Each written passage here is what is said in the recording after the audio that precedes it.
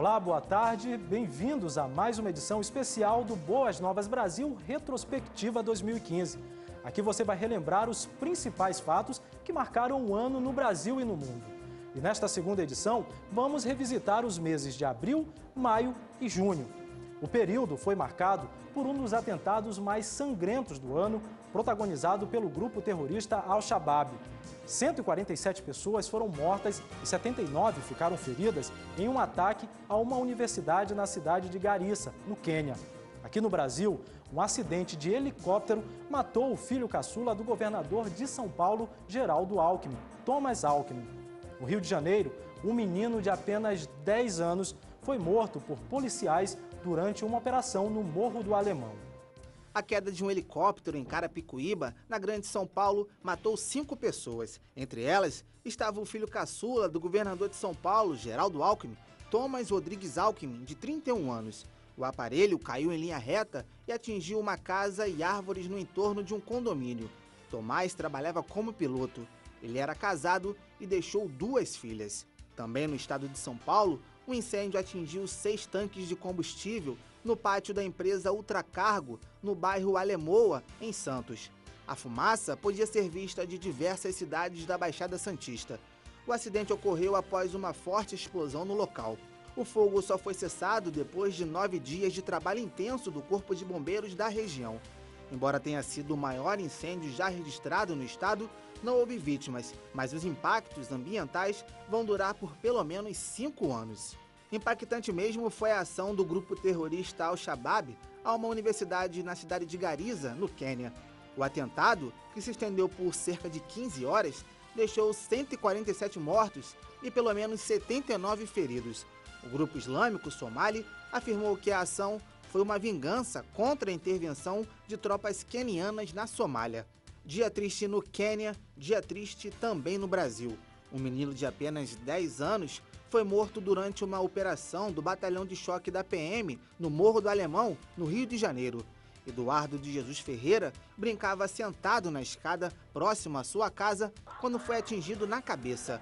Um vídeo postado na internet mostrou o desespero dos moradores que ficaram revoltados com a ação dos PMs. A Coordenadoria de Polícia Pacificadora afirmou em nota que houve troca de tiros entre policiais e traficantes, mas a mãe do menino contestou essa versão. Estava na porta de casa, ele estava assistindo televisão comigo. Quando deu intervalo, ele saiu e sentou na escada de casa.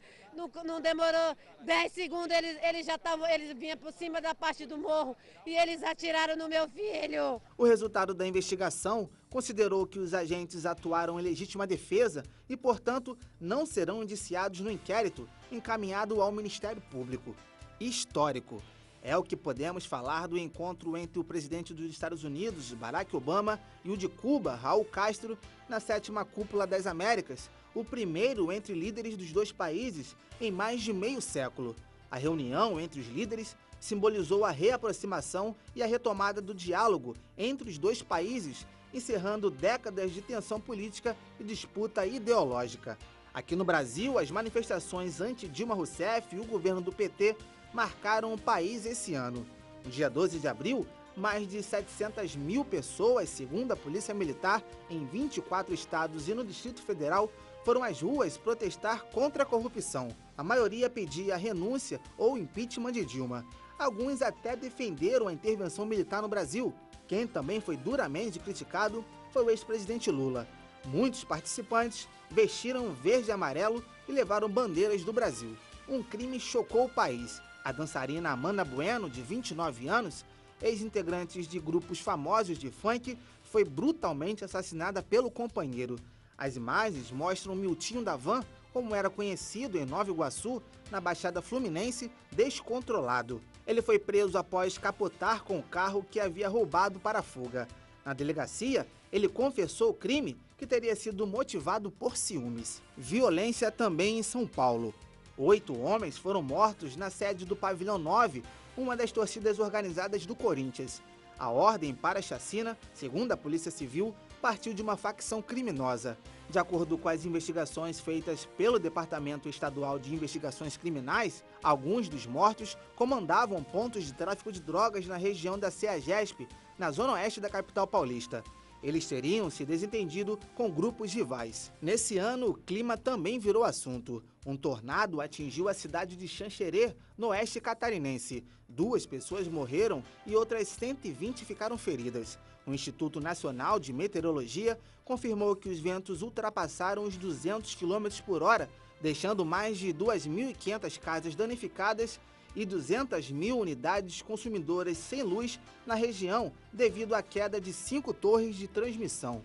Inúmeras árvores também foram arrancadas. No sul do Chile, o vulcão Calbuco entrou em erupção e expeliu uma potente coluna de cinzas de vários quilômetros de altura, o que não acontecia há quase 50 anos, provocando o isolamento de várias cidades chilenas. A fumaça chegou a ultrapassar as fronteiras e atingiu a Argentina, cobrindo estradas e aeroportos. Voos foram suspensos e escolas tiveram suas aulas canceladas. Até a cidade de Porto Alegre, no Rio Grande do Sul, foi afetada. O céu da capital gaúcha ficou com um tom acinzentado por vários dias. Por aqui, os voos também tiveram que ser vetados. A erupção teve o nível 5 em uma escala que vai até 8.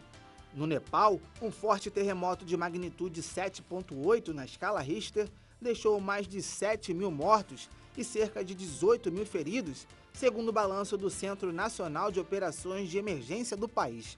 Foi o pior evento do tipo em 81 anos no país asiático.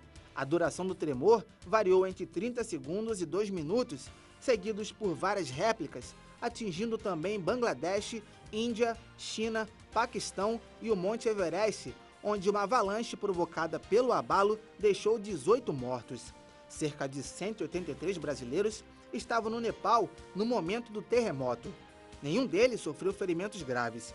A mãe de Monique Correia Santos, que estava no local na hora da tragédia, falou com a nossa equipe sobre o momento em que soube que a sua filha estava viva.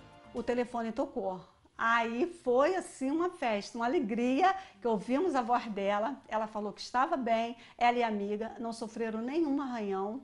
Eu, graças a Deus, no maior livramento que o Senhor pôde dar, poupou a vida dela. Um segundo grande terremoto ocorreu no Nepal menos de um mês após a catástrofe, dessa vez com uma magnitude de 7,3.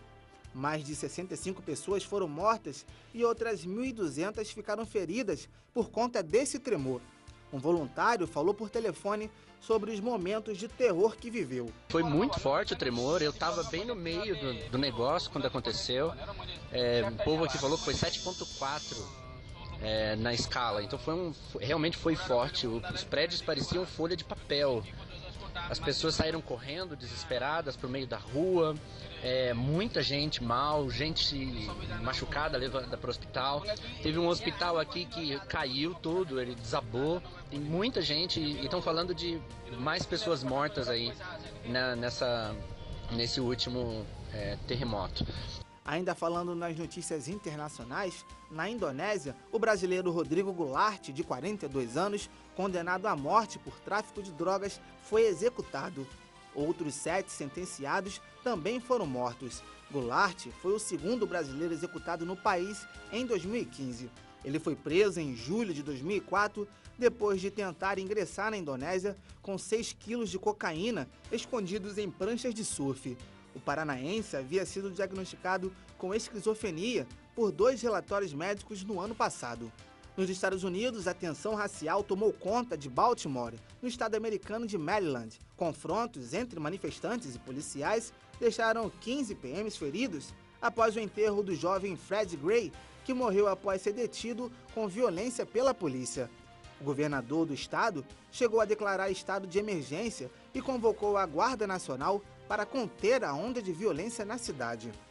Depois do intervalo, vamos falar do escândalo de corrupção na FIFA que abalou o futebol mundial e também as mortes que deixaram o mundo das artes de luto. Voltamos já com Boas Novas Brasil Especial, Retrospectiva 2015.